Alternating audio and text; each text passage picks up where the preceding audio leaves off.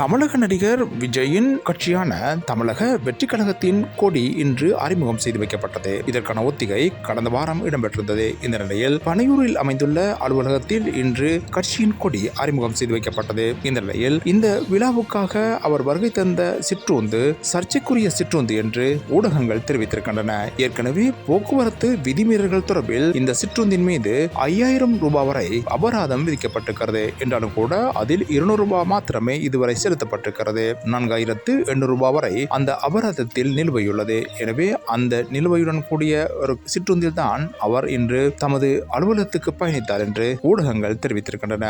ஏற்கனவே வெளிநாடு ஒன்றிலிருந்து இறக்குமதி செய்யப்பட்ட சிற்றுந்துக்கு வரி செலுத்த முடியாது என்று அவர் வழக்கு தாக்கல் செய்திருந்த போதும் நீதிமன்றம் அவரை வரி செலுத்துமாறு உத்தரவிட்டிருந்தமை இங்கு கூறப்படத்தக்கது.